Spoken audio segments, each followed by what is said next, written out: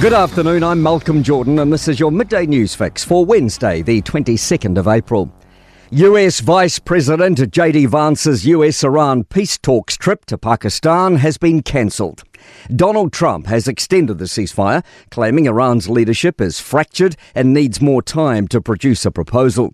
The US president says he won't stop blockading Iranian ports. BBC Washington correspondent Daniel Bush says there was a lot of uncertainty around the talks. Iran refused to commit fully to attending the talks, and the thinking at the White House was you can't send Vice President Vance to a meeting with Iran if Iran is not actually going to be at the table.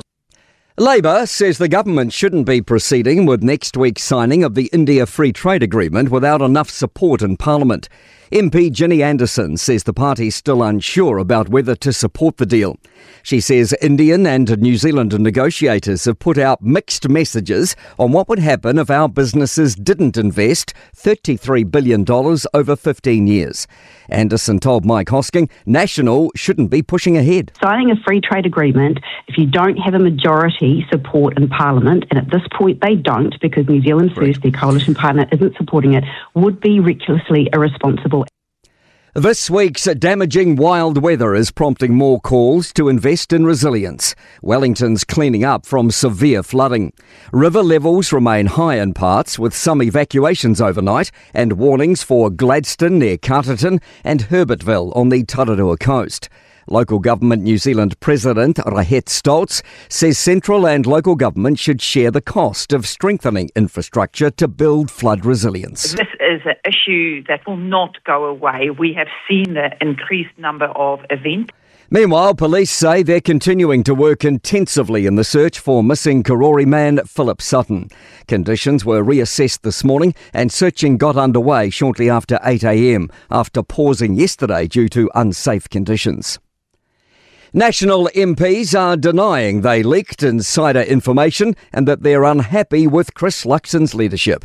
Barbara Kuriger, Joseph Mooney, Sam Uffindell and Tim van der Molen say such allegations are incorrect. I certainly haven't been involved in any movement in any way. And to be completely clear, I did not release anything to the media. I am always raising concerns for my constituents as part of my role as MP for Waikato. Prime Minister does have my support. I never leaked to the media.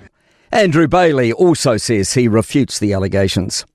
Police have recovered 1 tonne of pounamu and charged 3 people after targeting thefts on the west coast. Detectives searched properties in central Otago and south Westland yesterday.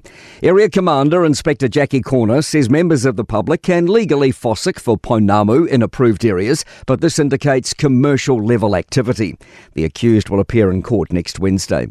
To sport, 2005 winner Shaun Murphy has won a first-round World Snooker Championships thriller at Sheffield's Crucible Theatre, beating Fan Zhengyi 10-9 in the best-of-19 frame contest.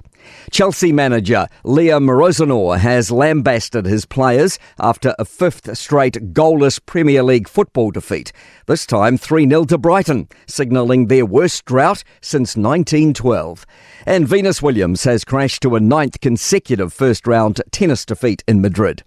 I'm Malcolm Jordan, that's your latest news fix. We'll be back with the next update at 5 p.m. from the Newstalk ZB newsroom.